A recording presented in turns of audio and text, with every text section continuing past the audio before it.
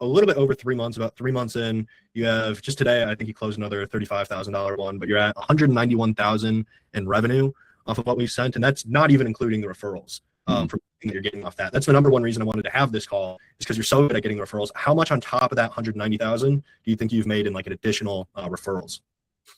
At least another 190,000 or more.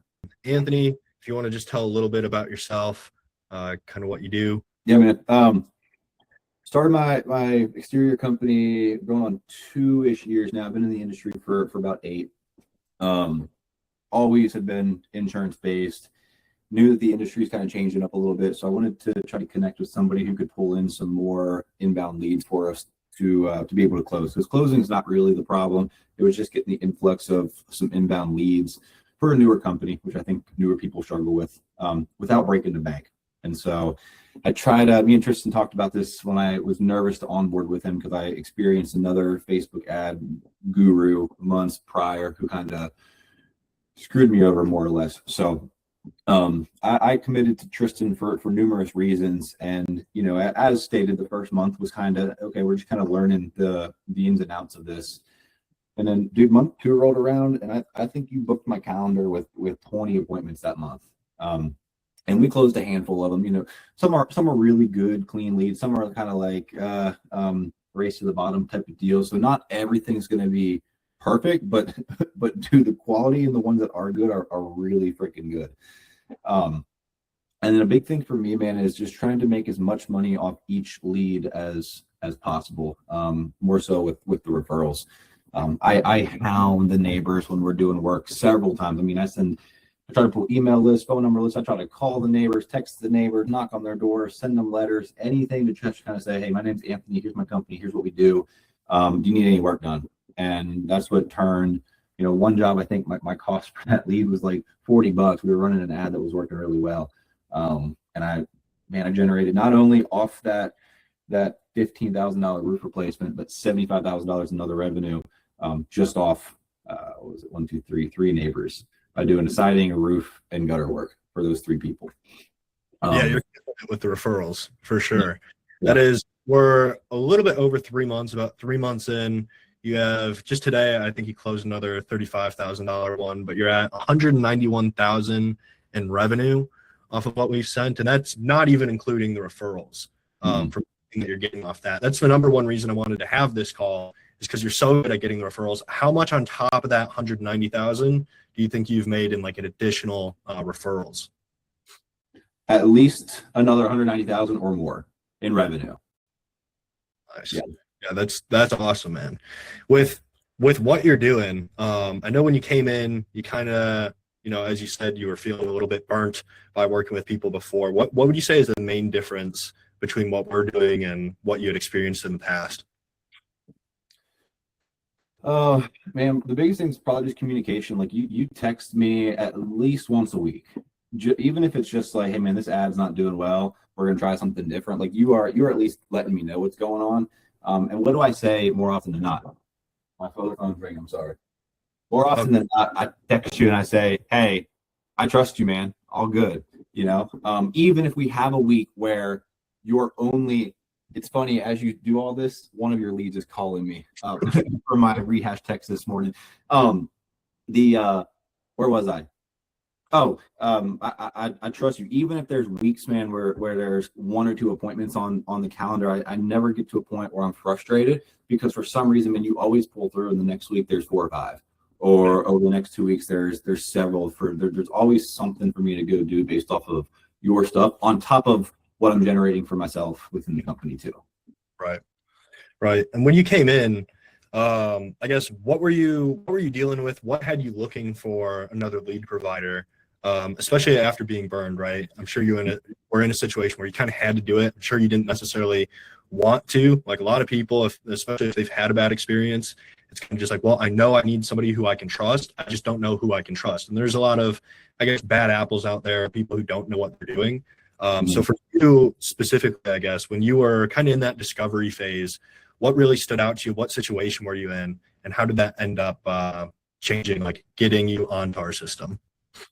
Yeah, man. So I was utilizing, I'm still utilizing another lead generation service that's specifically pointed toward insurance-based jobs. So we'll pull some store maps, and they'll call for us and try to set up leads for insurance-related work. And just being in the industry for so long and having nothing but that as my experience made selling those jobs super easy. So I'm sure many people who are in the roofing space will agree, over the last couple of years, we're experiencing like this huge shift in energy from insurance carriers either not paying or partially covering or this, that, and the other. And what I'm finding with the insurance world, even with this other lead generation service, is we're not getting many, hey, here's $10, $15, $20, $25,000 for your full roof replacement. We're trying to sell that $1,000 deductible. We're trying to now sell, hey, we're going to pay for 2 slopes of the 4. You have to come up with the other $10,000 to $15,000 to replace the other half. So we're almost like selling a retail roof in a lot of the insurance-based jobs too. So I kind of had to earn my sales skills from, which I don't really consider being a salesman is selling a deductible, is how do we go from trying to sell somebody on spending $1,000 to replace a roof to now 10, 15, 20. And if I'm going to be doing that with insurance-based shops, I might as well kind of double dip and just kind of focus more on retail, which is why I started venturing through that rabbit hole of Facebook and things like that.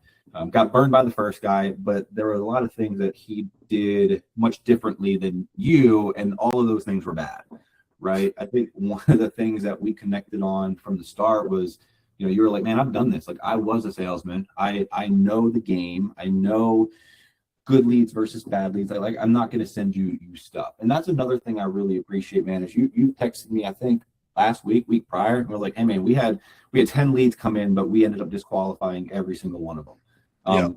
I'd rather you not book my calendar with shit, can I say, versus give me 10 things that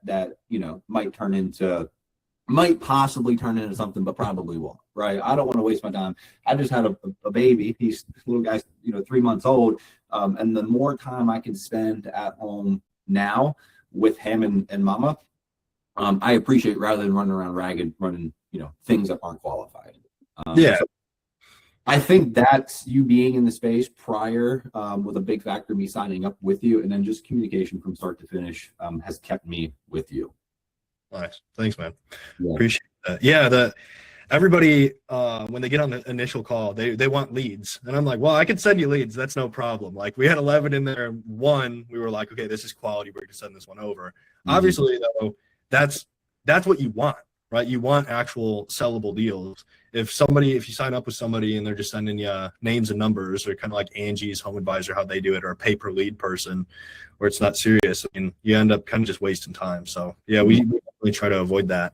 So signing on, you'd say like a big factor of going with me was that I was like in the industry, I was selling roofs beforehand. Yeah, for sure. Cool. In that initial part, I guess, because everybody is somewhat, before they make the decision, everybody kind of goes through the same process. I don't know if this is going to work. I don't have a crystal ball, right? But let's do it anyway. What was that thought process at the end of the call when, asked you to sign up? What was that thought process that made you say yes? Man, I was nervous.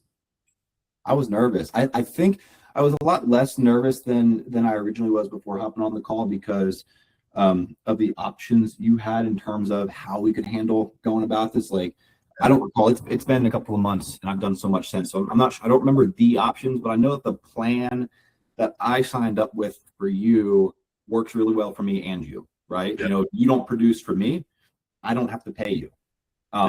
Ad spend's kind of on me, which is totally understandable. I know that could be money that we flush down the drain, but if it doesn't come at anything quality that you send to me, I'm not out money in terms of buying that lead from you.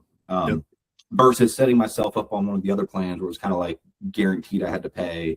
But it kind of put pressure on you too to provide at the same time. This is a good, but I was nervous, man, to not know the results, and had just been fresh off of getting screwed by another Facebook guru at the time. I was nervous to pull that trigger. I think I even told you I had to talk to my wife. Yeah.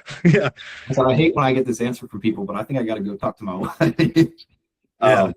And we did a good job squashing that. I think I ended up just pulling the trigger, and I still was nervous that first couple of weeks. So I don't think we were having trouble with kind of rewinding the old Facebook algorithms and things. But as soon as we get over that hump, man, they just started like lead after lead after lead after lead. Right. I guess what was the final thing that made you be like, all right, let's try it?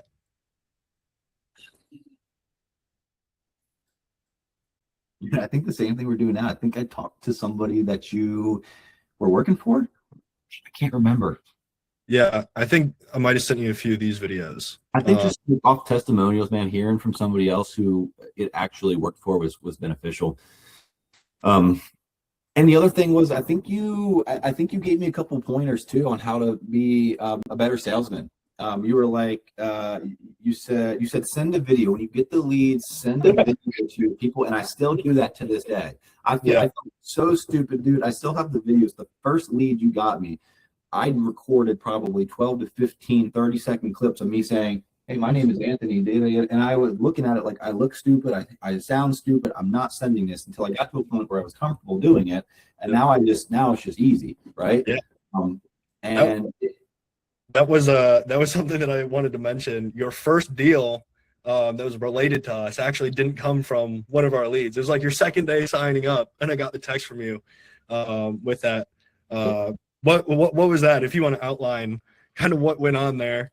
Dude, because I always ask people why they decide to do business with me or why they decide not to do business with me. That way, the ones that don't do business, if they're willing to answer that question, I can learn from my mistake. And if they do business with me, hey, was it me? Was it just was the price right? Did you just like me? Did you like my product? Like, what made you do business with me? And the very first deal, he goes, I really appreciated that I knew what your face was going to look like before you got to my house. And I was like, off of a 30-second video is crazy. There you go. Yeah. Anybody watching, Anthony is one of our clients who uses all the assets we provide. When you sign on, I give you all the sales assets that I know that'll help you close deals, including like a referral, Rocket Engine, which is a PDF of all the best referral tactics I know. Anthony put that to use. He's like doubled his revenue just based off that alone, but also doing that selfie video. You'd be surprised how many roofers I work with that are just like, oh, I just don't want to do it. It's like, okay, it will affect the close rate. And Anthony, like first day in, got to close using that method. So that was pretty cool. Good work. But Anthony, what would you say to anybody who's watching this who might be like on the fence? Maybe they got burned before, they're considering it. What would you say? Do it. Do it. I mean, seriously, man, if we just go based off of what you've provided for me this year, I mean, we're in the green